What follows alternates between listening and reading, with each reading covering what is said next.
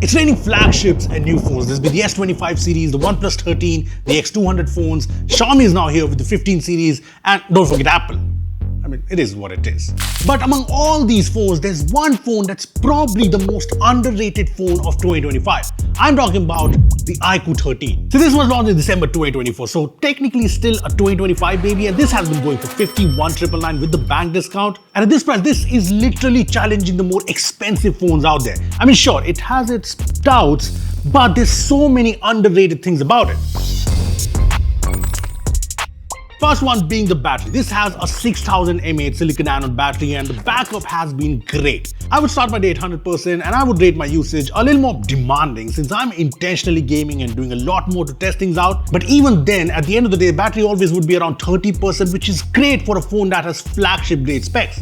I mean, the screen on time is always around 7 hours, and to the reason why I think this deserves a lot more appreciation is the charger. This comes with a 120 watt charger in the box, but the special part is this is a PD PPS charger, and that makes it my only charger that I use every single day, even when I'm traveling. I mean, this is charging my phone to 100% in half an hour. It's charging my MacBook Air at its full capacity, which is 70 watts. So yeah, it's actually really handy.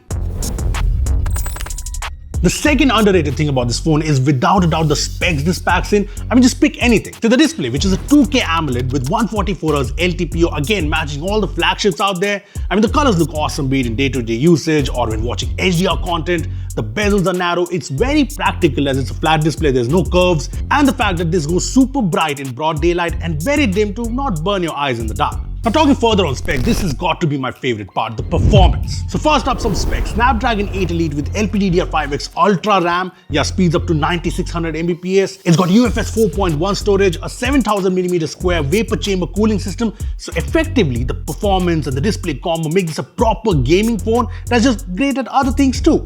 I mean, I'm yet to see a phone with 8 Elite beat the iQOO 13 in AnTuTu, but it's not about these benchmarks. The fact is, this is a performance champ. See, I've been using it as my daily driver for quite some time now, and I'm yet to notice this phone lag or stutter or even heat up, and that's with day-to-day usage with multiple apps running in the background, gaming. Yes, this handles even the most intensive games like say Wuthering Waves without any hiccups. BGMI runs at 120 FPS natively and runs smooth AF. And what's surprising is that even after long hours of gaming, this phone barely heats up. It's only slightly warm. And add to that, what makes this a proper gaming phone are the gaming features this packs in. This has the iQOO supercomputing chip Q2, and this powers things like the frame interpolation feature, which pushes games to 144 FPS. This bypass charging, something I've seen in ROG phones. Basically, plug in a charger, and the phone takes power directly, does not use the battery for better performance, better thermals.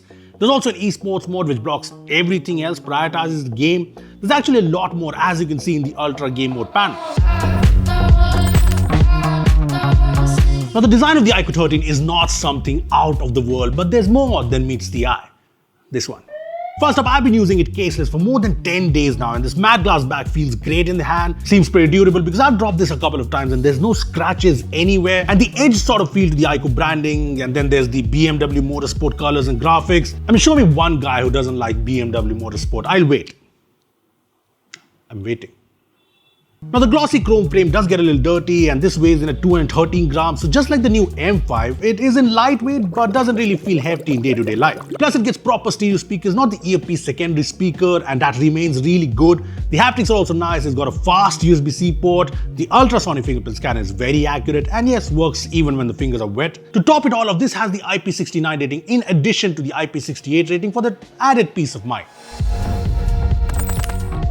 Now, this becomes a little sensitive department because camera hardware and camera optimization is a tough nut to crack for a lot of brands, but the cameras here are actually solid. The Vivo optimization actually shows up here. I mean, the main camera is the very good 50 megapixel Sony IMX921 sensor, and while the 50 megapixel IMX816 telephoto lens does 2x optical zoom, which was criticized when this launched because the iQOO 12 had a 3x lens, but you know what? This is actually good. I mean, I'll get to that, but the main camera first is really good. In daytime, it takes photos that are sharp, detailed, have the right exposure, dynamic range is on point too, and it's got these pleasing colors without going overboard with the saturation. But what genuinely impressed me is the IMX921's low light performance. I mean, I've taken so many low light shots with this and there's never any noise, the night mode does not blow things up, and the photos just look apt. As for the 2x lens, it's obviously good to zoom in, but its best use is when taking 50mm portrait shots because that's where this really shines. Just take a look at these portrait shots. Almost every time the face is sharp and nice, the edge detection is almost always on point. It even does a good job in low light, which is great. In fact, I've been using the 100mm mode too in the portrait mode, and if there's good light, it does a really good job. Yes, in low light, it's not perfect, but this is 4x and it's still kind of usable. Even the video shot from the iQOO 13 are very good. I like the fact that all the cameras here can do 4K 60fps videos, so you can switch between lenses. And here's a 4K video I shot indoors where the light is kind of okayish and I'm walking. And look at how good this is. No weird focus hunting, no frame drops, no noise, and the stability is top notch. Even in daytime, the videos look fantastic. I mean, if you ask me, this is a very underrated camera phone. Now, to add to that oomph, and let's face it, everyone wants more of that oomph these days, we gotta address this halo light. So this is basically an RGB strip right behind the camera module, and it notifies you of calls, notifications, alerts you when the battery is low, even works with games, and you can even customize the lighting effects like the brightness, choose from one of these effects, change the color, etc. But what's really good about this halo light is that it's very subtle, not too in your face. So when you get a notification, you get a subtle glow that says, hey, check out this notification. Not like, hey, check out this notification. You know what I mean? Now when it comes to software, this has FunTouch OS 15 based on Android 15, and there's no bugs, it's very smooth to use, and it's packing in a ton of features, including some new AI features, and this will get 4 years of OS updates and 5 years of security patches.